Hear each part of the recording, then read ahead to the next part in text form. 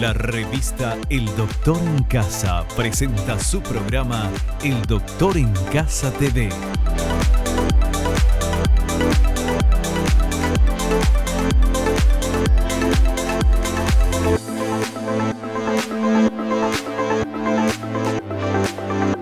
El Doctor en Casa TV.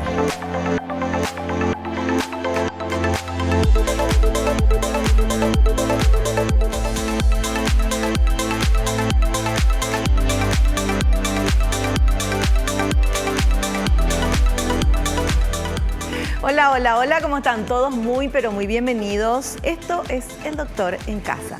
Nosotros hoy vamos a hablar del bajo consumo de fibra y qué consecuencias produce en el organismo. Y veamos por favor esta placa que dice lo siguiente. La deficiencia de fibra en la dieta puede ser un factor importante en el desarrollo de enfermedades cardiovasculares como diabetes, cáncer de colon, estreñimiento y diverticulosis.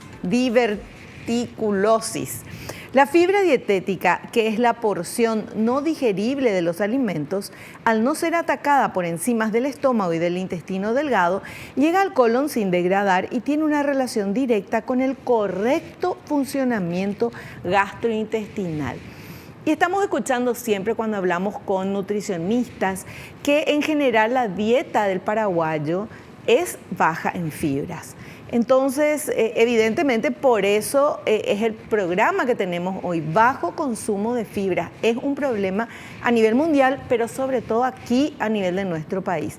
Y para hablar de esto, invitamos al doctor José María Mesa, él es coloproctólogo, ya está con nosotros y lo saludamos. Doctor, ¿cómo le va?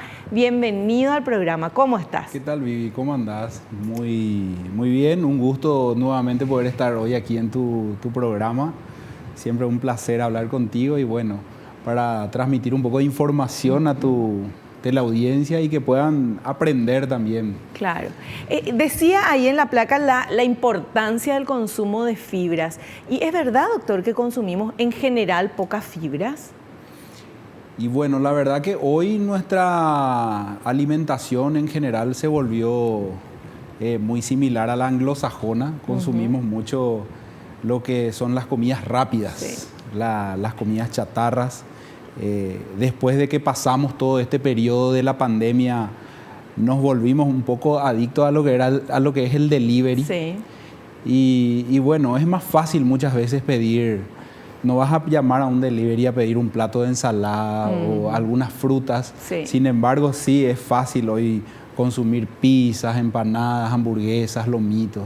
Entonces cambió mucho nuestro hábito después de todo este episodio, todo este tiempo que pasamos y la verdad que cada vez el consumo de fibra se vuelve un poco más difícil. También tenemos que tener en cuenta que las fibras que generalmente se encuentran en cereales, frutas, verduras, hoy encontramos muchas veces con un alto costo. A veces las frutas y las verduras no es muy económica, ¿verdad? No son muy económicas las frutas y verduras. A veces encontramos una empanada que es mucho más barato. Claro, pero es más económico que enfermarse. Así, pero la gente muchas veces no ve eso, entonces pasa un poco por ahí. Bueno, y hoy justamente vamos a hablar, porque siempre hablamos con los nutricionistas, bueno, ahora para evitar, para prevenir, para todo. Hoy hablamos y vamos a seguir hablando con el doctor José María Mesa, él es coloproctólogo y justamente vamos a ver qué problemas podemos tener o qué problemas acarrea el bajo consumo de fibras. En un minuto volvemos.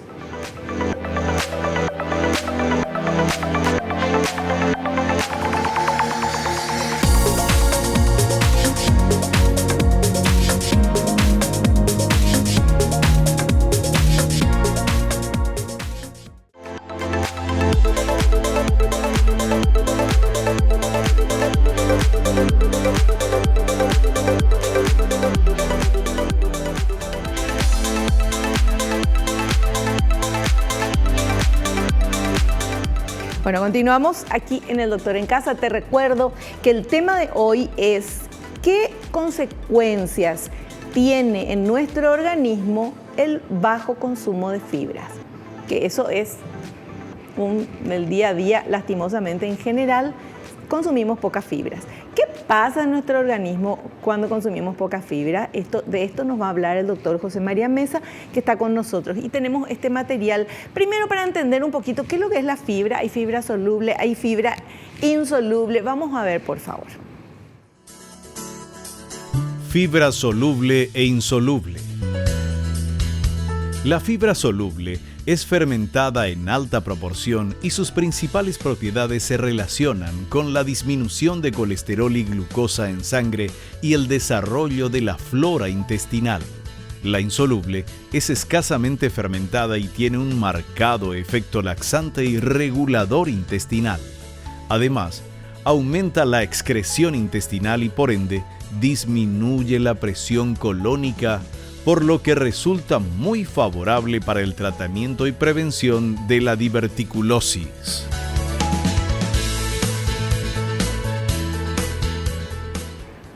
Bueno, ¿qué nos contás de esto? Bueno, ahí yo veo que ya están tocando el tema de fibras solubles e insolubles. Básicamente, uno al consumir frutas y verduras, cereales, de repente uno no se pone a pensar, esto es soluble, esto es insoluble. Claro, claro. Yo consumo fibras. Ahora sí, como bien se explicó ahí en el audio, las fibras solubles generalmente son las que se pueden absorber en cierto modo y hacen que mejore la flora gastrointestinal, que hoy se le llama microbiota intestinal.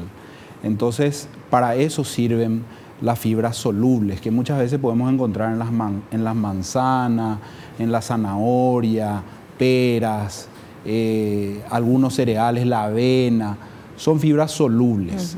Entonces ayudan al desarrollo de la microbiota y sabemos que la microbiota produce ciertos desarrollos en el aumento de la inmunidad del tubo digestivo, ayudan a procesar los alimentos. Entonces de ahí que hoy se habla mucho de lo que es la flora o la microbiota gastrointestinal.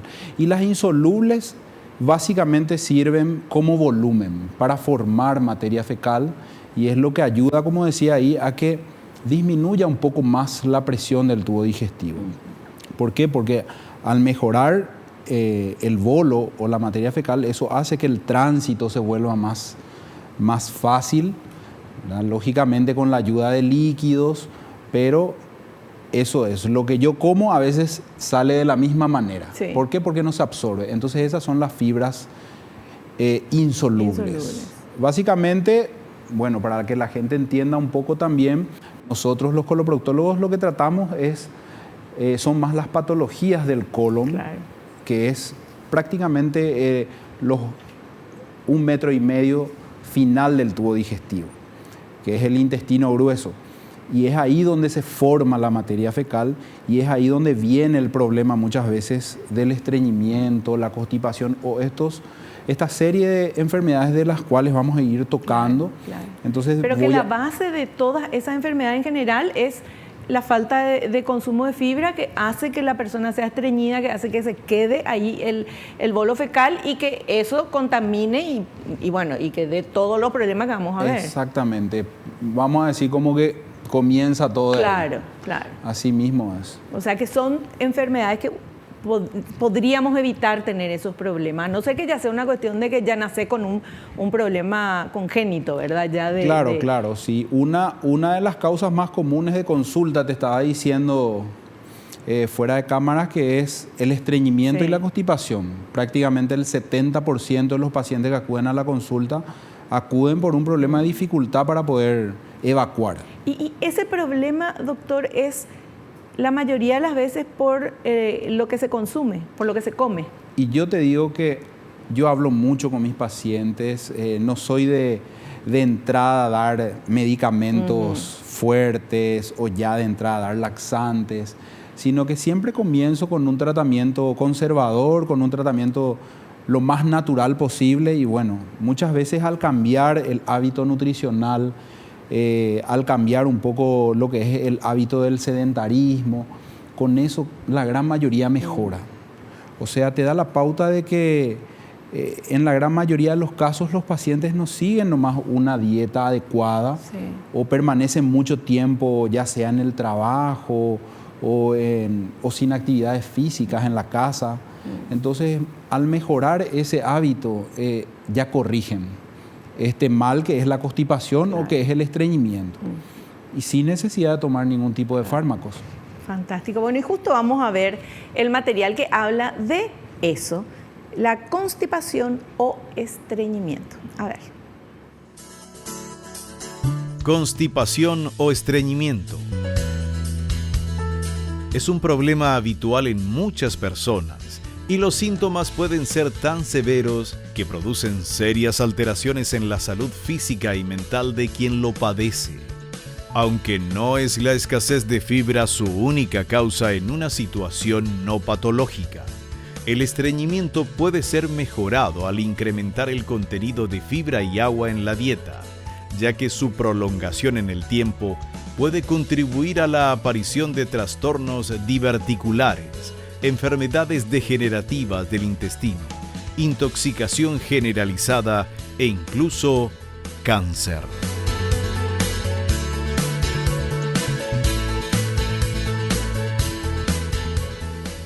Y bueno, un poco como veíamos en el video, pasa todo por la nutrición y el consumo de fibras. Nosotros sabemos de que una persona adulta debería consumir aproximadamente entre 30 gramos, 25 a 30 gramos de fibras por día. ¿Cómo se calcula eso, doctor, en alimentos? Y en alimentos muchas veces en los logos que traen los alimentos que nosotros consumimos. Si nosotros vamos a hablar, por ejemplo, de cómo yo mido la cantidad de fibras que yo consumo. Yo puedo decir que si yo consumo 2 frutas en el día, en el almuerzo consumo un plato de ensaladas, en la cena puedo hacer un salteado de verduras y en la merienda puedo consumir un poco de cereales. Yo estoy llegando fácilmente a 30 gramos de fibras en un día. O sea, necesariamente tengo que consumir frutas, un poco de ensalada y verduras. Por lo menos o en la merienda o en el desayuno, cereales. Y estos panificados con semillas y todo eso, eso también También ayudan con semillas o el salvado. Yogur, ¿verdad?, con fibra también hay, ¿verdad? También yogur con fibra. O sea, tenemos que fijarnos en todo lo que tenga fibra para consumir, además de las frutas y verduras. Si consumimos yogures o panificados o consumimos ciertos productos que son procesados y que vienen empaquetados, ahí habla de la cantidad de fibras que tienen por cada 100 gramos. Entonces, eso también hay mucha gente que controla para saber cuánto. Pero si consumimos simplemente frutas, verduras y ensaladas, es más o menos así, como te estaba explicando. Entonces, ahí ya llegamos a la cantidad de fibras por día. Esto, por ejemplo, varía. Niños, por ejemplo, con 15 gramos ya es suficiente, o 10 gramos. Pero para los adultos, 30. Es lo que recomienda la OMS. Ya. Doctor, ¿y el agua qué implicancia tiene en todo esto? El agua es vital en el sentido de que ayuda a que toda esa fibra que nosotros consumimos, el agua es el vehículo para que esa fibra se deslice a través del tubo digestivo. El agua, además de servir para la metabolización de todos los órganos de nuestro cuerpo, necesita agua, el riñón, el hígado, el corazón. Bueno, básicamente en el tubo digestivo sirve como vehículo y aparte limpia el tracto digestivo. El agua limpia el tubo digestivo, hace que permanezca menos tiempo la comida, porque esa éstasis o esa comida que queda ahí permanentemente, como la gente dice vulgarmente, se me tranca mi alimento. Sí. Eso es lo que muchas veces fermenta y dan los problemas gastrointestinales. Entonces, ¿para qué yo consumo agua? Para que eso vaya. Claro, para barrer con todo. Exactamente. No solamente la parte gastrointestinal, también las vías urinarias. O sea, el agua es el líquido vital. Claro. Y la cantidad es más o menos entre 1,5 litros a 2 litros por día de agua que debemos consumir. Doctor, en su experiencia, sus pacientes que van y le dicen, tengo problemas, no voy de cuerpo, no sé qué me pasa, uno ya se preocupa, ¿verdad? Porque da dolores, malestares, sin decir que también produce enfermedades. Y cuando usted habla con el paciente, en general, ¿cuáles son ¿Qué es lo que hace mal la gente para estar estreñido? ¿Cuáles son esos tips que usted le da? Bueno, deje de hacer tal cosa y haga esto. Y como te dije hace rato, lo primero es la comida. Yo le pregunto qué come, Sí. qué desayuna, qué almuerza, qué cena. Voy haciendo una lista de todo lo que el paciente me va diciendo y bueno, este paciente evidentemente no está consumiendo la cantidad de fibras que se requiere. Te dice, yo desayuno un café con mixto, después en el almuerzo ceno un guiso de arroz, en la cena me como un lomito. Y bueno, y eso es en forma diaria o a veces comes un poco de ensalada, frutas y te dicen no, raras veces. Entonces vamos haciendo como un cronograma de su alimentación y ahí hay que ir corrigiendo. Y lógicamente después le programo con la nutricionista un programa o un esquema de alimentación rico en fibras o le agrego más fibras a la dieta. Lo mismo con el agua. Claro. Y como te dije, lo segundo es el hábito. El sedentarismo promueve mucho lo que es el estreñimiento. Pasa que el colon y el intestino son órganos musculares. Cuando yo más desarrollo todo lo que es la musculatura, no solamente músculo esquelético, el músculo liso también se desarrolla. Entonces eso ayuda también a que mejore el tránsito gastrointestinal. La actividad física es fundamental. Yo siempre le digo a mis pacientes, cuanto más perezoso sos y menos actividad física haces, tu intestino también se vuelve más perezoso. O sea, en la medida que vos te muevas, hagas actividades, camines, algún deporte, el intestino también hace lo mismo. Entonces es fundamental eso. Fantástico. Bueno, la musiquita, doctor, nos indica que tenemos que hacer un pequeño corte. A la vuelta vamos a continuar hablando con nuestro invitado sobre este tema tan importante, pero el bajo consumo de fibras tiene muchas consecuencias en el organismo, todas esas consecuencias no son buenas y tenemos que comer más fibras y tomar abundante agua. Dicho esto, vamos al corte, volvemos ya.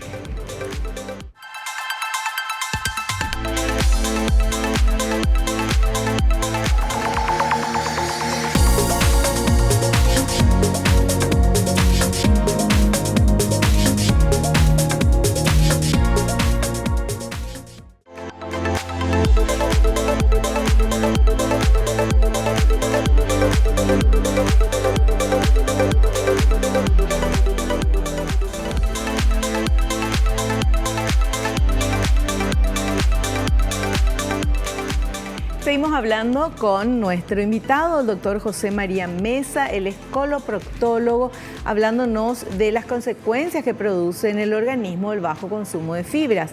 Hablamos ya de constipación o estreñimiento. Y ahora tenemos otro material que habla del síndrome del colon irritable. Vamos a ver y después el doctor nos explica. Síndrome de colon irritable. Las personas con esta enfermedad frecuentemente presentan diarreas sin dolor o que alternan con estreñimiento crónico, excesiva producción de gases, sensación de evacuación incompleta y dolor rectal. Entre las causas conocidas están la intolerancia a diversos alimentos y la falta de fibra. Hasta un 40% de los pacientes presenta intolerancia a la lactosa. Se recomienda una dieta alta en fibra. De no lograrse con la alimentación, debe adicionarse fibra soluble.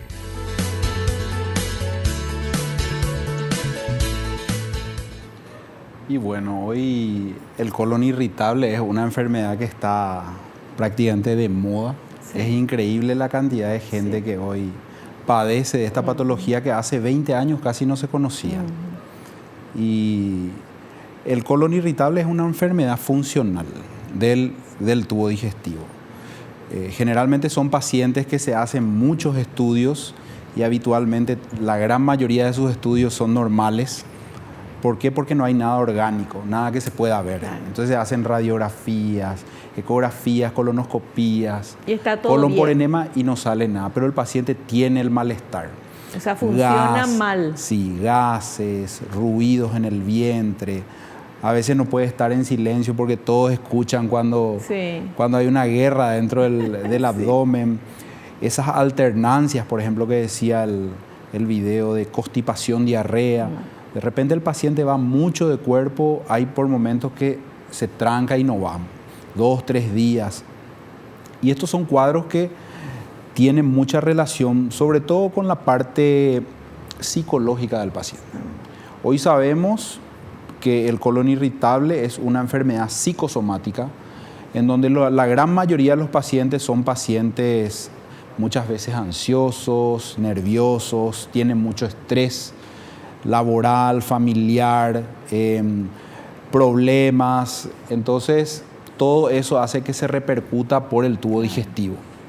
Ese problema psicológico o mental, hoy se sabe que son ciertos neurotransmisores que van hasta el tubo digestivo y alteran la funcionalidad o el movimiento del tubo digestivo. Es que está muy relacionado y siempre estuvo muy relacionado el tubo digestivo con, o sea, el funcionamiento, ¿verdad? El irte al baño o no con las emociones. Totalmente. Porque de repente, no sé, te pones muy nervioso, tenés que rendir un examen y te querés ir al baño primero a toda bala y después te vas a rendir. Ese es el famoso de miedo o de susto que uno... Y hoy se sabe, Vivi, que el segundo cerebro del cuerpo es el tracto gastrointestinal, por la cantidad de nervios y la relación que tiene con el cerebro. Entonces, el colon irritable, hoy tratamos mucho nosotros esta patología en el consultorio y se ve prácticamente en 1 de cada 2 pacientes que vienen. ¿Cuál es la característica, los síntomas del colon irritable? Alternancia, constipación, diarrea, dolores de tipo cólicos, son como espasmos que dan y duran unos minutos y de repente cede.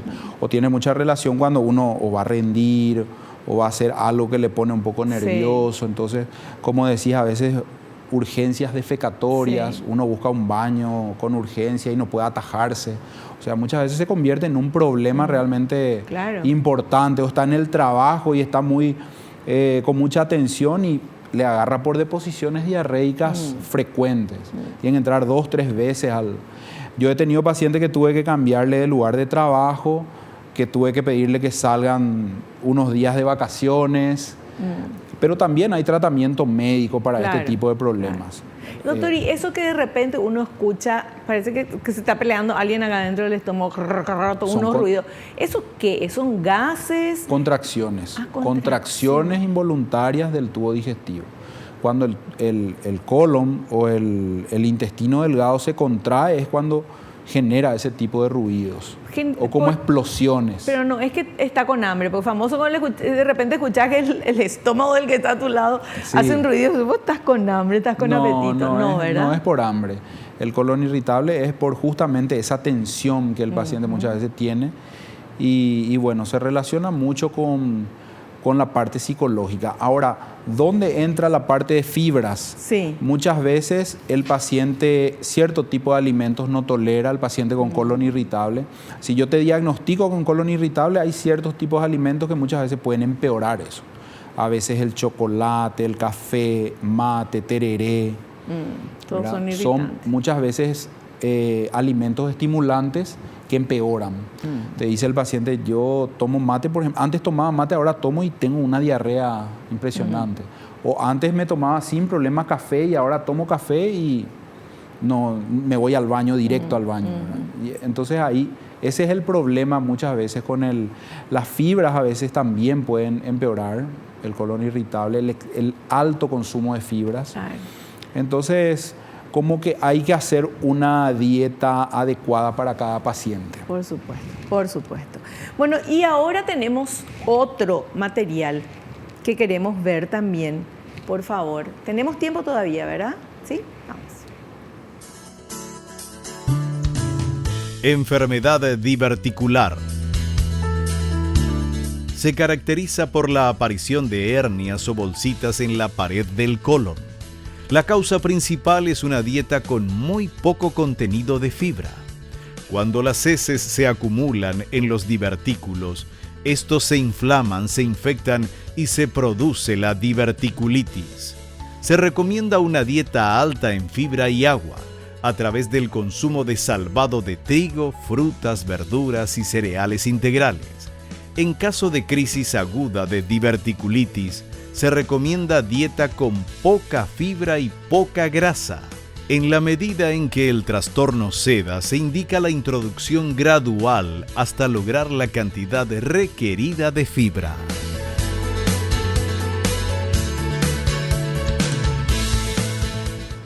Y bueno, esto sí, ahí como decía el video, es la diverticulosis es una de las principales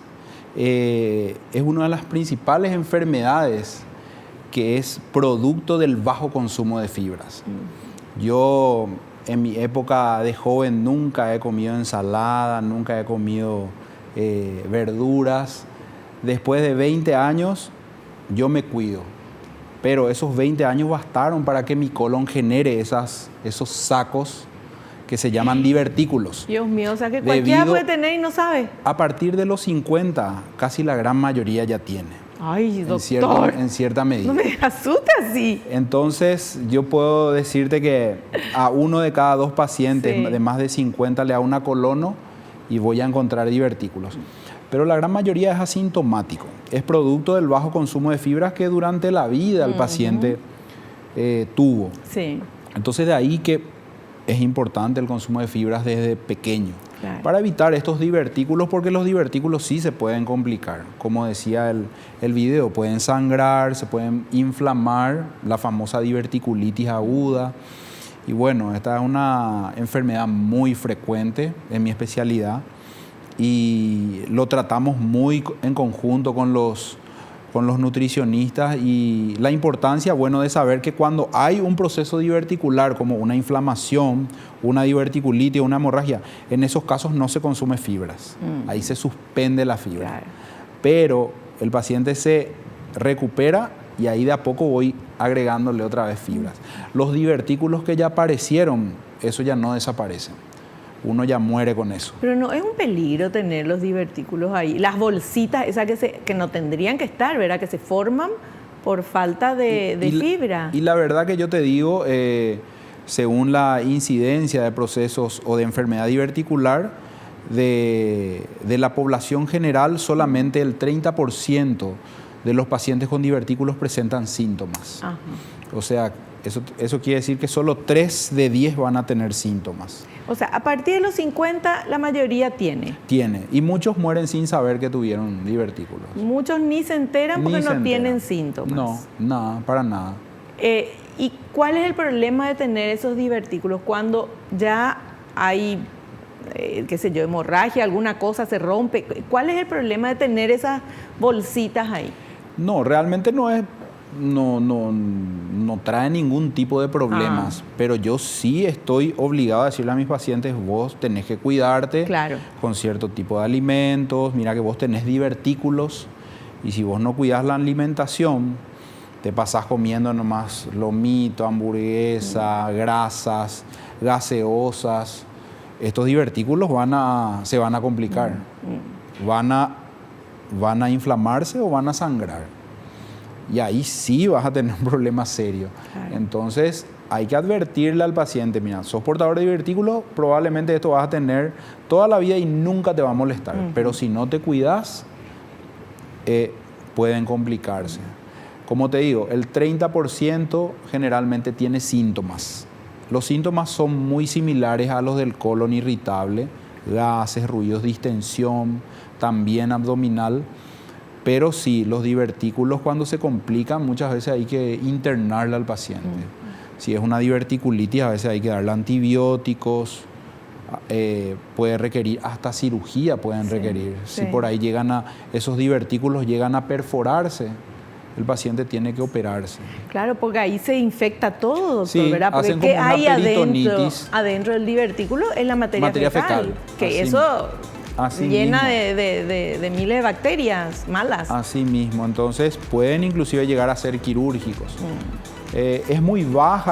Son muy bajas las posibilidades de llegar a una cirugía por perforación diverticular, pero son cuadros muy graves. Claro, sí. Y todo pasa otra vez de vuelta del inicio, ¿verdad? El poco consumo de fibras, alto contenido en grasa. Claro. Entonces arrancamos a través del inicio. Así mismo. Por eso tenemos que tratar de siempre prevenir y no llegar ya a tener divertículos. Claro, Porque claro, y que después se pueda complicar o no. Hacemos un pequeño corte, volvemos enseguida, seguimos hablando de eso. Mientras tanto, tomate un vasito de agua que te va a servir. Volvemos ya.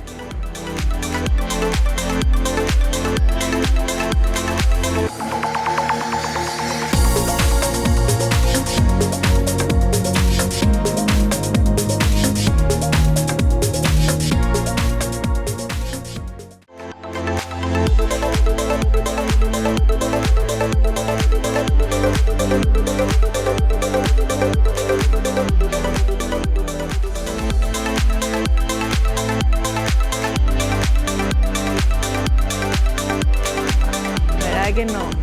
Bueno, estamos hablando con el doctor de ese tema anterior, del bloque anterior, el síndrome, la enfermedad diverticular. Y me parece tan interesante, doctor, recalcar eso, de que los divertículos, como vimos en el material anterior, son unos saquitos, una bolsita que aparecen en el intestino, ¿verdad? Sí. O en el colon, que no tendrían que aparecer si nos alimentáramos bien. Así mismo. Agua y fibras necesarias.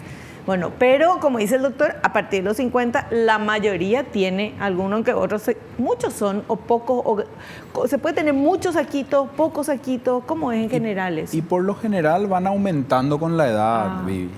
Si el 60% de los divertículos salen en el colon izquierdo, específicamente en el sigmoides, que es más o menos la zona baja del abdomen del lado izquierdo. Entonces, casi un 60% comienza a aparecer en esa zona. Y después eso va con los años, los mayores de 60, 70 van apareciendo en todo el marco colónico. Habitualmente la gente de 80 para arriba muchas veces ya tienen pandiverticulosis colónica. La pandiverticulosis es cuando ya prácticamente gran parte de todo el segmento colónico ya tienen divertículos. Mismo también porque la pared colónica, como yo te había hablado anteriormente, es eminentemente músculo. Sí. Eso se va debilitando con la edad. Claro. El músculo se va volviendo más fino, entonces fácilmente la mucosa se hernia para afuera. Y eso es ese es el divertículo, ¿verdad? Es una herniación de la mucosa por fuera de la pared colónica. Y cuanto más adulto me pongo, más divertículos tengo. Y más me tengo que cuidar. Y más, lógicamente, tengo que cuidar. Generalmente ya cuando uno ya es bien mayor, probablemente ya sus divertículos no se compliquen. La incidencia de complicaciones diverticulares en el adulto mayor es mucho más baja que en el adulto joven. Ah, qué bueno. Sí. Y los adultos jóvenes son los que más tienden a hacer perforación de... Ay, qué bueno, digo, porque todo lo que le pasa al adulto mayor es más riesgoso, ¿verdad? Sí, no. Lo que le pasa al adulto joven, hay más posibilidades de mejoría. Sí, por más de que el adulto mayor tiene más divertículos, ya se complican menos. Sin embargo, el joven puede tener solamente divertículos en el lado izquierdo y esos bastan para que haga una diverticulitis perforada. Doctor, ¿y qué hace que se perfore, por ejemplo? Y el proceso inflamatorio. El proceso inflamatorio, cuando perdura en el tiempo, la inflamación hace que se vuelva, la pared colónica se vuelva más friable. Friable quiere decir que fácilmente se rompe, ¿verdad? Se vuelva más friable. Se vuelva... La zona diverticular también es una zona fina porque es solamente mucosa, no tiene musculatura la pared diverticular. Sí. Entonces la inflamación hace que fácilmente eso se abra y ahí se vierta el contenido fecal en el abdomen. ¿Y cómo una persona que siente o puede sospechar de que se inflama el divertículo? O sea, a partir de los 50 la mayoría va a tener. ¿Cómo la generación de a partir de los 50 podemos saber si de repente eso se va a inflamar o no? ¿O está inflamándose? El dolor es un signo muy llamativo y que le trae al paciente a la consulta. como te digo, el dolor en bajo vientre. Dolor en bajo vientre es un dolor bastante agudo, punzante. El paciente refiere como que siente un calor en la zona y que no puede ventosear, no puede ir al baño porque el proceso inflamatorio hace que la luz del colon se afine. Sí, claro. Entonces, por ende, no pasa el contenido y comienza el paciente a hincharse, a distenderse y te viene con dolor, distendido, no puede tocarse en la zona porque apenas aprieta el lugar y ya le duele mucho. A veces vienen con fiebre, ya comienzan a hacer fiebre, ya en los casos más avanzados. Claro. Y esa es la forma que uno se da cuenta.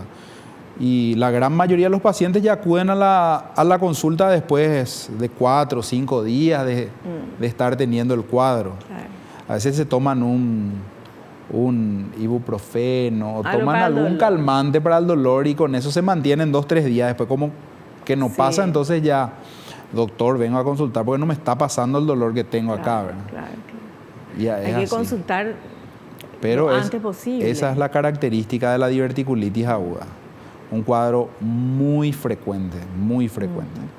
Doctor, y en esos casos, por ejemplo, que usted dijo, bueno, toma nomás o un ibuprofeno o algo, volviendo al tema del estreñimiento, la gente que toma laxantes o test, porque hay diferentes test, hay uno muy famoso, que te da vuelta el intestino una media. Bueno, ese tipo de cosas, ¿está bien, está mal, hace daño? ¿Qué dice usted? Y yo particularmente no recomiendo. Como te decía anteriormente, hablo mucho con mis pacientes y yo soy de pregonar lo que es la vida saludable, tanto nutricionalmente como hablando de hacer movimientos, actividad física. Los laxantes yo dejo para mis pacientes adultos, mayores o pacientes que tengan algún problema orgánico dentro del colon, pero si no, no soy partidario de dar laxantes, evacuantes. Me gusta la dieta rica en fibras, frutas, verduras, ensaladas y cereales. Y bueno, cuando yo veo que mi paciente no responde, viene y me dice, doctor, estoy comiendo bien, como esto, hago actividades deportivas todos los días, igual no me voy. Ahí ya hay problema. Ahí tengo que empezar a investigar por qué no se va al baño. Lo ideal es que uno vaya, nosotros siempre decimos la regla de los 3. A ver. La regla de los 3 es irme 3 veces por semana, es normal. Sí. Y irme hasta 3 veces por día es normal. Si yo me voy menos que eso o más que eso, ya... Espere. 3 veces por semana, ahí entendí. Es normal. Es normal. No, o sea, un día sí, un día no. Un día sí, un día no. No tengo por qué preocuparme si no voy todos los días. ¿Todos los días uno tenía que irse? No, yo tengo pacientes que se van 3 veces a la semana y normal. Pero es frecuente, o sea, es 3 veces a la semana. No es 3 días seguidos, después una semana no, después, ¿verdad? Claro, se van día de por medio. Claro. A veces el paciente cree que porque no se va todos los días tiene alguna patología y no. Eso depende mucho de mi metabolismo. Yo le digo, si vos te vas lunes, te vas un miércoles, un sábado, viernes, pero vos te vas y haces bien, no tenés dolor, malestar, es tu hábito defecatorio. No te tenés que preocupar, no sos estreñida. Ya. Eso es normal. Ahora, si me decís me voy una vez a la semana, sí, tengo que investigar. Pero más vale. Lo mismo, si me dice me voy 6 veces en el día, bueno, ¿por qué te vas tanto? Eso no ¿Y eso de 3 veces al día? Es normal. Algunos tienen el tránsito más acelerado. Entonces ahí yo tengo que tratar de regular con mi nutrición. Si vos me decís, doctor, yo me doy 3, a veces hasta 4 veces por día, entonces yo no te voy a dar una nutrición muy rica en fibras, porque voy a estar acelerando tu tránsito. Claro, pero una persona que se vaya 3 veces al día, todos los días, ¿está bien? Es porque es su tránsito, sí. Ya depende, no hay una regla fija así de... Yo pensé que uno comía y ese día ya te tenía que sacar lo que estaba adentro. No, pero depende mucho de lo que comemos. Si yo soy una persona que como mucho y tengo un buen tránsito, fácilmente yo me puedo ir 3 veces al día. Ya. Porque así como yo tengo que eliminar. Claro. Mi cuerpo va a absorber lo que necesita y desecha lo que no. Pero si yo soy una persona que come poco, yo tengo pacientes que comen muy poco, son delgaditos por lo general, y ellos no van todos los días, claro. porque lo poco que comen absorben. Entonces te desechan día de por medio, cada 2 días, pero normal. Ya. Es su hábito. ¿Verdad? Entonces no es malo que yo no me vaya hoy al baño, como te dije, hasta 3 veces por semana sigue siendo normal y hasta 3 veces por día también. ¿Verdad? Ya. Entonces depende de lo que... Y ahí sí yo juego con la nutrición. Claro, de lo que se comió. Sí, porque si el paciente me dice, me voy una vez a la semana, bueno, probemos frutas, verduras, ensaladas. Y ahí empezamos. Ahora sí ya me voy 3 veces a la semana o me voy todos los días. Claro. Entonces, no siempre es consumir fibras, ¿verdad? La fibra tiene también su... Claro, no su exagerar. límite, no Sí. exagerar, ¿verdad? Exactamente, a eso nomás. No iba. exagerar que por querer ser más sano podemos enfermarnos, ¿verdad? No. Sin ser exagerados con esto. Algunas personas, inclusive, como te digo, colon irritable, intestino acelerado, las fibras no le vienen muy bien. Claro. A veces hay que darle un poquitito una dieta un poco astringente para que no vayan tanto al baño. Porque te dicen, yo me como una ensalada y me como cereales, avena y me voy 6 veces al baño por día. Entonces, no, suspendeme, ¿verdad? Claro, claro. Suspendeme. Perfecto. Qué interesante esto porque primero cosas que uno normalmente no habla, ¿verdad? Pero deberíamos hablar. Deberíamos controlar también, si tenemos niños, cómo es ese tránsito intestinal de los niños, ¿verdad? Si van todos los días, si no van, para ver y consultar con el médico, obviamente, si está bien, si es nomás su hábito o hay algún problemita. Y cada vez hay más problemas, Vivi, porque yo me dedico más a la parte de coloproctológica del adulto. Sí. Pero hoy vienen a veces pacientes míos y le traen a sus hijos pequeños. Y me dicen, doctor, yo quiero que le examine, que le vea, porque no se va al baño y a veces se va demasiado duro y le lastima toda la colita y le sangra. Y no quiere la próxima Y vez le irse. duele. Sí. Y es un problema, ¿verdad? Y por lo general yo le digo a los padres, insistamos comen frutas, verduras, no, nada. Ay, bueno. Y no le gusta algo. Sí. Yo le pongo y jamás va a comer. Ni toman caldo, ni comen frutas, ni verduras. Sí. Bueno, y hay que agregar, porque o si no, no podemos hacer nada. Claro. No, yo no le voy a estar dando un evacuante o un laxante a una un criatura, niño, ¿verdad? Claro, y sabes el por qué. Y claro, Es la alimentación. no, empecemos a corregir el hábito. Y es increíble, se corrige y el paciente mejora. Claro. Entonces, te digo, los laxantes, yo no soy muy afín a darle a los laxantes. Doctor, queremos hablar ahora de esto que también hay muchísimo, lastimosamente, que es el cáncer de colon. Queremos ver este material y después el doctor nos explica. Cáncer de colon. Después de las enfermedades del corazón, el cáncer es la segunda causa de muerte en los países desarrollados. Aunque el cáncer tiene un origen genético, numerosos estudios muestran una fuerte relación entre los factores alimenticios y ciertos tipos de cáncer. Desde el punto de vista dietario, se relaciona con el alto consumo de calorías, grasa, carne roja y el bajo consumo de fibra. En diferentes investigaciones se ha demostrado que incluir la cantidad saludable recomendada de fibra en la alimentación disminuye el riesgo de contraer cáncer de colon.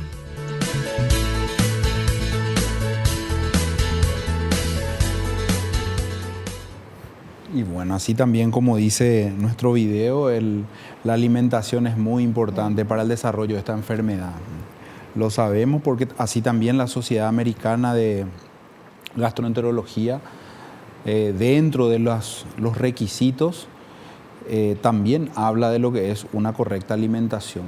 La éstasis de materia fecal o que la materia fecal quede por mucho tiempo en permanencia dentro del tubo digestivo hace que se altere la microbiota, que se altere la mucosa y algunas células se alteran y eso hace que también puedan desarrollarse las células malignas dentro del colon. Entonces de ahí la importancia en donde volvemos al inicio de consumir fibras. ¿Para qué? Para movilizar ese contenido intestinal. Es como tener la bolsa de basura adentro de la casa, no sacarla. Exactamente. Y un día más o menos pasa, el segundo día ya hay un se aroma va y se descompone. Y después es imposible, eso mismo tal cual es adentro del organismo. Y eso hace que se produzca el cáncer. Ahí hiciste una muy buena relación, ¿verdad? Referente a lo que fue la basura dentro de la casa y es más o menos lo mismo, ¿verdad? Yo tengo que estar consumiendo buena cantidad de fibra para ir limpiando, buena cantidad de agua para ir limpiando el tubo digestivo, porque si no eso queda ahí y eso es lo que finalmente descompone. El cáncer de colon tiene muchos factores. Decía el factor hereditario, alto consumo en grasas, cigarrillo, alcohol, el estrés, o sea, varios factores que finalmente conjugan para desarrollar una enfermedad, que es el cáncer. Pero la nutrición tiene un valor muy importante. Como decía el video, el alto consumo de carnes también. Y acá que comemos carne asadito cada rato. Sobre todo, más que la carne, yo te diría la forma de cocción de la carne. Sabemos bien que a nosotros nos gusta comer la carne cocida o al carbón, a la leña. Sí. Entonces, muchas veces esa sustancia que son los nitratos que produce el humo y que se pega por la carne son las que hoy sabemos que son cancerígenas dentro del tubo digestivo. Entonces, por eso yo siempre también hablo con los pacientes y les digo, la cocción tiene que ser diferente. ¿Y cómo hacemos el asado? Si vas a cocinar, trata de que... Generalmente los argentinos hacen mucho que primero preparan las brasas y después las brasas pasan para que yo pueda... ¿Y eso está bien? Y eso es lo que se debería de hacer, para que el humo no se adhiera a la carne. Pero bueno, la gente eso no maneja, o muchas veces no maneja esa información. Entonces, bueno, ese humo que se pega por la carne, por el embutido, eso es altamente tóxico. Y que finalmente, bueno, nosotros los paraguayos estamos muy acostumbrados a comer siempre asado. Una vez a la semana, por lo menos los domingos siempre se hace. Y bueno, un poco cambiar esa forma de cocción. Y hoy los alimentos también hay muchos alimentos procesados, chacinados, los agrotóxicos no podemos evitar, están en las frutas, en las verduras. Hoy se habla mucho de los alimentos orgánicos. Los alimentos orgánicos, hoy mucha gente cultiva. Tiene su huertita. Su huertita cultiva y produce alimentos mucho más saludables, hortalizas, frutas más saludables. Y bueno, todo eso también influye para el desarrollo del cáncer de colon. Hoy yo me como una manzana y la gran mayoría de las productoras usan muchos agrotóxicos, agroquímicos para que esa manzana no se descomponga tan rápido. Y eso también afecta. O sea, es difícil poder decirte, me como algo que no tenga algo dañino. Pero bueno, yo lo que veo que muchas sociedades, sobre todo europeas, hoy están viendo mucho esa necesidad de yo produzco lo que voy a consumir. Qué lindo eso, qué lindo eso, realmente. Doctor, vamos a hacer un corte. A la vuelta continuamos hablando con nuestro invitado. Vamos.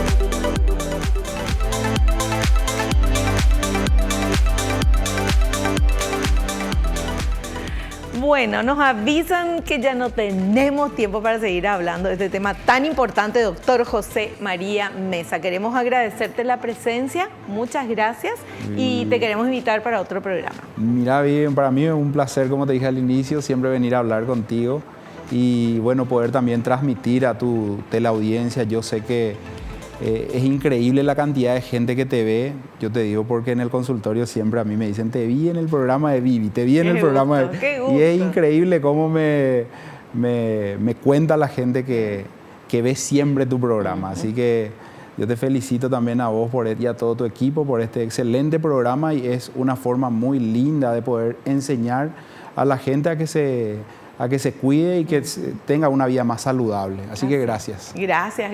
Y vamos a mandar saludos ya que estamos a todos nuestros televidentes. Gracias por seguirnos siempre. Y ahora sí, nos despedimos. Hasta el próximo programa. Acordate que naciste para ser feliz. No te conformes con menos. Chao, chao.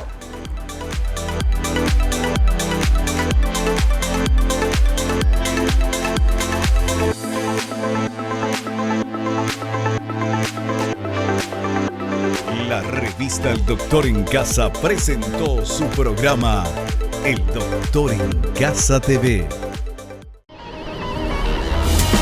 Fue una realización de Alicante.